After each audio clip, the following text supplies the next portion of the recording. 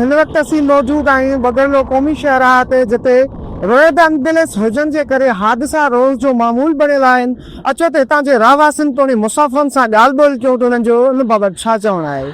त हीअ जेको मेन हाईवे आहे हिनजी अस्सी वधण सबबि हज़ारे जानियूं विड़काए वियो आहे ऐं केतिरा ई लाश असीं अखियुनि अॻियां थिया आहिनि पंहिंजे, जेके लाश ॾिसण क़ाबिल बि न आहिनि ऐं उन ई घर जे भातियुनि जे लाइ इहो त क़यामत जो मंज़रु आहे। पर हुकूमत जे का जुई बि नथी तुरे पई इन बारे में त का असी ठाहिणी आहे का कुझु बि।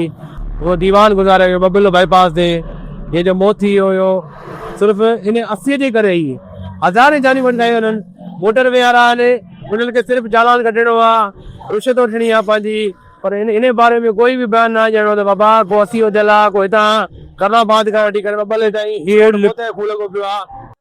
नेशनल हाईवे आहे रानीपुर खां वठी बगरलो बाईपास ताईं मौत जो खूह बणियल आहे।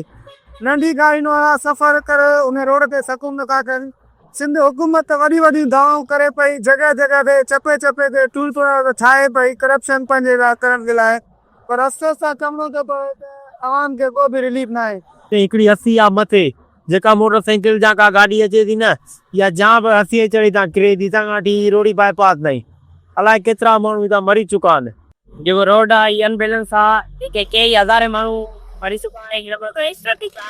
रोज़ तक़रीबन तव्हां ॾिसो था पिया त नवां तक़रीबन इन शहर वारा जेके आहिनि उहे टूल प्लाज़ा ठाहिनि था पिया, माण्हू खां टैक्सी वठनि था पिया ऐं न को हिते कानून आहे न को हिते को अहिड़ी सहूलियतूं आहिनि माण्हुनि खे। हाणे घर खां जेके बि माण्हू निकिरनि था, के एमरजेंसी जी सूरत में निकिरनि था पिया, के घर में कहिड़ा ख़्वाब जो पिया खणी करे घरां निकिरनि था पिया ॿाहिरि, त उन्हनि माण्हुनि खे अचानक हिते हादसा पेश अचनि था पिया। वरी घर में जॾहिं उन्हनि जी ॻाल्हि पे ॿुधाई थी उन्हनि खे त कोड़ा मची था वञनि ऐं तव्हां उन खां राति जो माण्हू निकिरनि था पिया त रोड जी अहिड़ी हालत ख़राबु आहे त हिकु तरफ़ माना हादसा ते आवाम ज़रा करण वेल में आहे। पोइ रानीपुर खां वठी बबाले ताईं ये नेशनल हाईवे आहे, ख़ासि करे इहो टुकड़ो, इहो रोड अनबैलेंस आहे ऐं जेको रोड जा ॿ हिसा आहिनि, हिकिड़ो सीमेंट जो हिसो ऐं ॿियो वरी डांबर जो हिसो।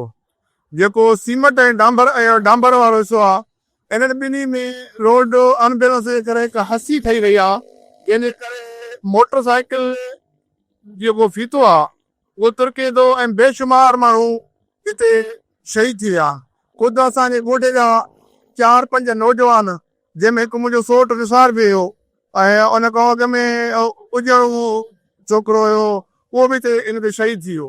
रोड ते इन सां रोज़ हादसा थियनि था ऐं उन सां गॾोगॾु जेके रोड जो हेठियों पासो आहे जेके तव्हां असां कचो चलाऊं उहो बि बिल्कुलु ख़राबु आहे। जेकॾहिं मोटर खां हेठि था माण्हू रोड खां त उहे मोटरसाइकिल तिरकनि थियूं ऐं उन ते बि माण्हू काफ़ी एक्सीडेंट थियनि था। जल्दी नेशनल हाईवे वारा इन खे ठाराइनि ऐं उन्हनि जे न जे करे हिन इलाइक़े जो वॾो नुक़सान थियो आहे। बिस्मिल्लाहिर्रहमानिर्रहीम। ये सबसे बड़ी वजह जो है इसका ओवरलोडिंग है।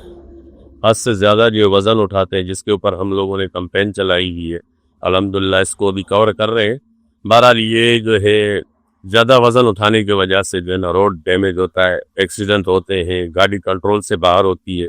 सबसे बड़ी वजह जो है इसकी ओवरलोडिंग है। मक़ामी माण्हुनि तोणी मुसाफ़िरनि जूं ॻाल्हियूं ॿुधियूं, उन्हनि जो इहो चवणु आहे त रानीपुर टूल प्लाज़ा खां वठी बगरलो बाईपास ताईं रोड जेको अनबैलेंस आहे उन सबबि केतिरी क़ीमती जानियूं ज़ाया थी वियूं आहिनि। उन्हनि इहो हुकूमत खां मुतालबो कयो आहे त रोड खे सही कराए क़ीमती जानियूं बचायूं वञनि ऐं उन्हनि मां बेचैनी ख़तमु कई वञे। कैमरा टीम सां गॾु इमरान मस्तई, टाइम न्यूज़ बगरलो।